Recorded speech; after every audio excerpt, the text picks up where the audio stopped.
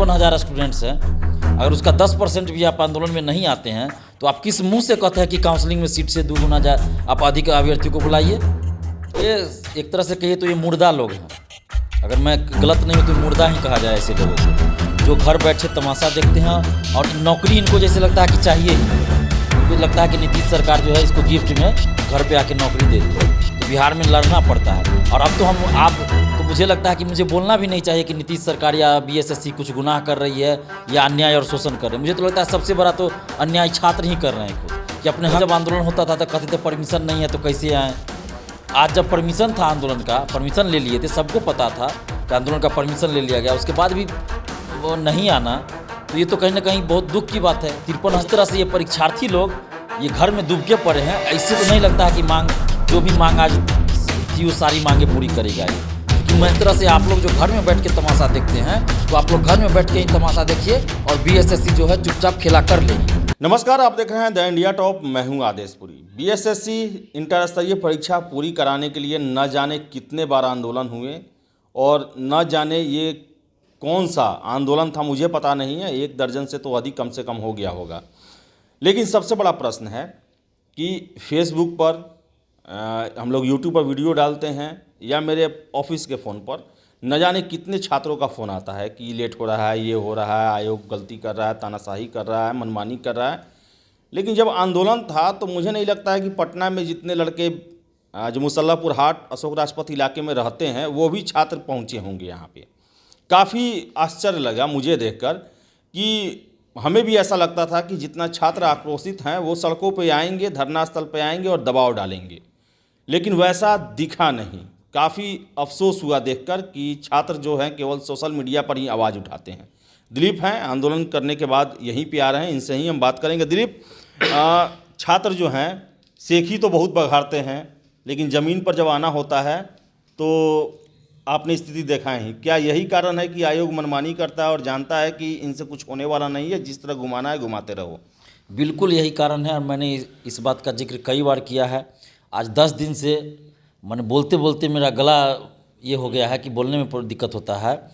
Video बना के डालना, फेसबुक पे लिखना, सोशल साइट पे जहाँ भी हो कि लोग आए आंदोलन में। और ये डेट मैंने नहीं रखा था, 15 नवंबर का डेट परीक्षार्थियों ने खुद तय किया था। मैं चाहता था कि 20 तारीख के बाद आंदोलन हो, 15 तारीख का मैं नहीं चाह रहा था। आज जनता दरबार भी था मुख्यमंत्री जी का, लेकिन परीक्षार्थियों ने ही, कुछ परीक्षार्थियों ने इतना एक्साइटेड कर दिया था सबको कि 12 को ही आंदोलन करना चाह रहे थे, लोग 13 को ही करना चाह रहे थे। उनका तो बोलना सही है, जो सीरियस हैं उनका तो है ही कि भाई कम से कम नहीं आयोग सुन रहा है तो हम लोग कुछ करें।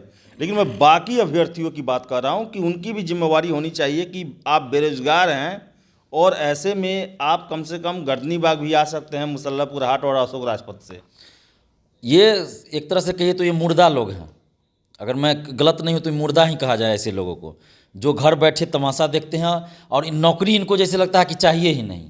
इनको लगता है कि नीतीश सरकार जो है इसको गिफ्ट में घर पे आके नौकरी दे दे, तो बिहार में लड़ना पड़ता है। और अब तो मुझे लगता है कि मुझे बोलना भी नहीं चाहिए कि नीतीश सरकार या बीएसएससी कुछ गुनाह कर रही है या अन्याय और शोषण कर रहे हैं। मुझे तो लगता है सबसे बड़ा तो अन्याय छात्र ही कर रहे हैं खुद, कि अपने हक और अधिकार के लिए सड़क पर नहीं आ रहे हैं।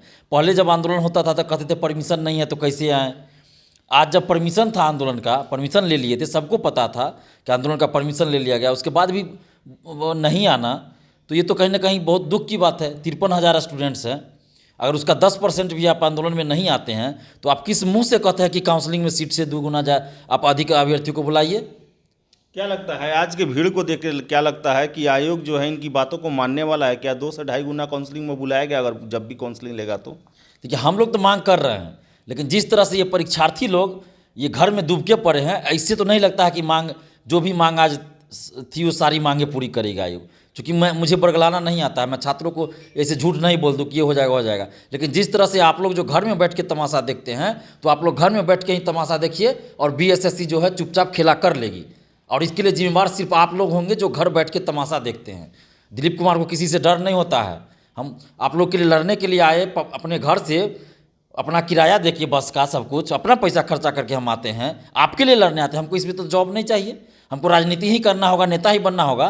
तो पार्टी को ज्वाइन कर लेंगे, आराम से हम नेता बन जाएंगे और टिकट मिल जाएगा और जो बनना होगा बन जाएगा। या चोर लुटेरा बलात्कारी बन जाता है नेता, और हम नहीं बन सकते हैं। अगर नेता ही बनना होगा उसके लिए करेंगे तो तो और एक बात ये है कि हम आप लोगों के लिए खुद लड़ने नहीं आए हैं, आप लोग बुला रहे हैं तब हम आ रहे हैं। और उसके बाद आप लोग अगर घर बैठते हैं कि छठ है, दीपावली है, तो दिलीप कुमार के लिए छठ और दीपावली नहीं है। और आज जो ये इतने परीक्षार्थी आए थे हर एक जिला से, तो उनके लिए दीपावली छठ नहीं था क्या? और आज कौन सा छठ है? तो आप काउंसलिंग कैसे नवंबर प्रथम सप्ताह में करते? जब आप काउंसलिंग में दीपावली में आ सकते हैं तो आंदोलन में छठ के बाद आप नहीं आ सकते? 4-5 दिन, 5 दिन 6 दिन हो गया छठ का, तो क्या मतलब था? बेरोजगारों के लिए छठ और दीपावली या ईद होता है? कुछ नहीं होता है। और सबसे बड़ी बात मैं बता दूं, जिनको बुरा लगे मुझे कोई फर्क नहीं पड़ेगा इससे, कि बहुत सारे छात्र पटना में है, छात्र भी छात्राएं भी पटना में है, वो आंदोलन में तो नहीं आएंगे, लेकिन वो जू में, पार्क में जाके अपना स्पेशल डे मनाएंगे। ये रियलिटी है, मैंने अपनी आंखों से देखा है। आप गांधी मैदान में चल जाइए, चिल्ड्रन पार्क में चल जाइए, चिड़ियाघर में चल जाइए, कौन उधर इको पार्क बना है, चल जाइए, आपको मिल जाएगा। हो सकता है रूम से कह के ये भी निकला हो कि हम आंदोलन में जा रहे हैं, और जाएगा उधर घूमेगा, मौज मस्ती एक करेगा। महिला पहुंची हुई थी, पिछली बार आपने 23 तारीख को किया था तो लगभग बहुत सारी लड़की थी वहां पर, लेकिन यहाँ पर एक महिला ही मात्र पहुंची हुई थी। क्या आपको लगता है 53,000 में क्या एक ही महिला होगी जो अभ्यर्थी होंगी? नहीं, ये तो बड़े दुख की बात है। यही तो कह रहा हूँ कि छात्राओं को भी जागरूक होना चाहिए ना, आना चाहिए। पिछली बार 8-9 लड़की आई थी हर एक अलग अलग जिला से, तो इस बार वो लोग भी नहीं आई। होता है कि थोड़ा सा लड़कियों के साथ प्रॉब्लम एक ये भी है कि फैमिली की तरफ से दबाव रहता है कि ये सब में क्यों जा रही हो, तो इस वजह से वो लोग नहीं आ पाई। लेकिन उन लोग का मन था आने का, जो लोग भी उस दिन आई थी, लेकिन उन लोग को फैमिली दबाव में झुकना पड़ा और नहीं आ पाई। लेकिन फिर भी हम अपील करें कि आप लोग को आना चाहिए। जब इस सब के हक की, आखिर इस बीएसएससी प्रथम इंटर स्तरीय बहाली में ऐसा तो नहीं कि छात्राएं शामिल नहीं हैं, छात्राएं भी हैं, उनको भी जॉब लेना है। तो जॉब आपको लेना है और उसके लिए आप लड़ नहीं सकते हैं, और एग्ज़ाम देने के लिए 400-500 किलोमीटर दूर चल जाते हैं परीक्षार्थी। लेकिन उसी एग्ज़ाम को पूरा कराने के लिए आप राजधानी पटना में नहीं आ सकते हैं, और जो राजधानी पटना में मौजूद हैं वो लोग भी नहीं आ सकते हैं। अब क्या करें, उनको हम क्या गोदी में उठा के ले आएँ छात्रों को? ये तो नहीं संभव है। जब हम अपना पैसा खर्च करके आ सकते हैं आपके लिए, तो आप अपने लिए नहीं आ सकते हैं? आपको नौकरी आपको लेना है, इस बात को काहे नहीं समझते हैं कि नौकरी आपको लेनी है? लेकिन दिलीप जी, एक और बात है कि तब भी छात्रों की संख्या बहुत थी, और वो जो हैं लगातार वो आए थे, काफ़ी आक्रोशित थे, और काफ़ी जो है वहाँ पर धरना प्रदर्शन भी अच्छा चला। एक जैसा हम लोगों ने सोचा था कि 53,000 कैंडिडेट है तो कम से कम 20-25,000 आते तो ज़्यादा दबाव बनता। क्या लगता है कि आपने छात्रों में क्या देखा, कि उनका क्या मेंटल स्थिति बना हुआ है? देखिए, छात्र जो भी आज आंदोलन में आए और लगातार आते हैं, बहुत उनको हम दिल से धन्यवाद देते हैं कि ये जुझारू हैं और अन्याय और शोषण के खिलाफ लड़ रहे हैं, आवाज़ उठा रहे हैं। इनको हम दिल से धन्यवाद देते हैं। और इसमें आपने देखा होगा कि एक जो पैर से पूरी तरह, दोनों पैर से दिव्यांग थे, उनकी स्थिति को आप देख के समझ में आ गया होगा कि क्या स्थिति है। उसके अलावा एक और आए थे जो बच्चा को साथ में लेके आए थे। अब सोचिए कि कितना दुख दर्द इन लोग झेल रहे हैं, रो रहे थे वो लोग, और बताइए कितना दुख दर्द झेल रहे हैं। उसके बाद भी इन लोगों को थोड़ा मानवता भी नहीं दिखता है अध्यक्ष और सचिव महोदय को और मुख्यमंत्री जी को, कि इस बहाली को जल्द पूरा। सबसे बड़ी बात कि जब आपने नवंबर प्रथम सप्ताह कह दिया कि नोटिस जारी करके कि काउंसलिंग शुरू करेंगे, तो आपको करवाना चाहिए था, कोई डेट देना चाहिए था, लेकिन आपने वो भी नहीं किया। तो ये तो बहुत बड़ी बात हो जाती है ना कि इतने बड़े पद पे बैठे हैं वो लोग, भर्ती आयोग के सचिव अध्यक्ष है, और उनकी बात का कोई वैल्यू ही नहीं है, नोटिस का कोई वैल्यू नहीं है। और सबसे बड़ी बात है कि जो भी छात्र हमारे साथ आए, आंदोलन में आए, उनको हम धन्यवाद देते हैं। और देखिए, हमारी जो कमजोरी है वो भी हम सबके सामने मीडिया में भी बोलते हैं, और जो अच्छाई है, उपलब्धि है, उसको भी बोलते हैं। हमको ये नहीं रहता कि अपनी कमजोरी को छुपा लें। तो हमारी ये कमजोरी है कि अभी भी बिहार के छात्र एकजुट नहीं हुए हैं, और एकजुट होने की ज़रूरत है। जैसा कि 53,000 संख्या है, तो कम से कम 25,000 तो 20,000 आना चाहिए था, लेकिन नहीं आए। ये अलग बात है कि चलिए संख्या ज़्यादा थी, लेकिन फिर भी 53,000 में आधा भी तो आना चाहिए, उतना तो नहीं आते हैं। लेकिन ये भी बात है कि पहले से ज़्यादा एकजुटता अब आ रही है। पहले तो इतना भी नहीं होता था, कोई आंदोलन हो तो 50-60-100 लोग पहुंचते थे, लेकिन अब है कि कम से कम एकजुट होकर संख्या बढ़ी है, और हर आंदोलन में एकजुटता बढ़ी है और संख्या भी बढ़ी है।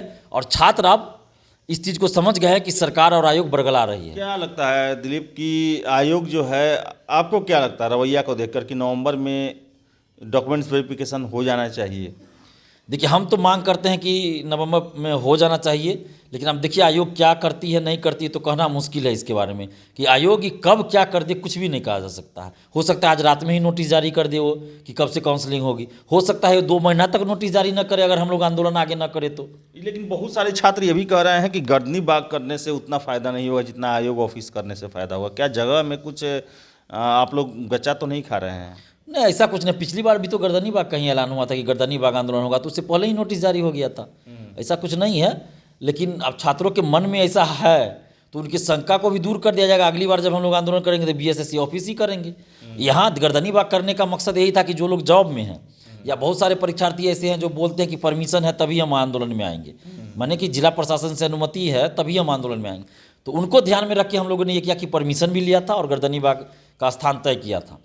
लेकिन अगली बार जब अब हम लोग आंदोलन करेंगे तो अगली बार बीएसएससी ऑफिस ही होगा और प्रत्येक जिला में भी हम लोग जाने वाले हैं, प्रत्येक जिला में भी होगा और बिहार बंद का भी आह्वान हम लोग करेंगे।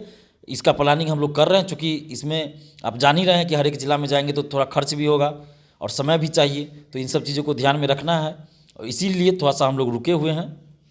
तो ये दिलीप थे, आंदोलन आज किए और सबसे बड़ी बात जो कि हर एक आदमी के मन में ये बैठा रहा कि 53,000 स्टूडेंट हैं, 7.5 सालों से इंतज़ार कर रहे हैं, तो हमें भी आशा थी कि बहुत बड़ी संख्या में छात्र आएंगे, नहीं 53,000 तो कम से कम 20-25 हज़ार तो आएंगे ही आएंगे, लेकिन ऐसा नहीं हुआ, जिसे देखकर सभी को आश्चर्य हुआ। दिलीप को भी आश्चर्य हुआ, हम लोग को भी आश्चर्य हुआ और आपको बता दें डिस्ट्रिक्ट एडमिनिस्ट्रेशन को भी आश्चर्य हुआ, क्योंकि आंदोलन शुरू होने से पहले 50 जवान को तैनात कर दिया गया था, लेकिन वो देखिए आपकी उपस्थिति कि यहाँ पर कोई आने वाला नहीं है, बहुत ज़्यादा संख्या नहीं होगी, तो वो भी बैरंग वापस हो गए।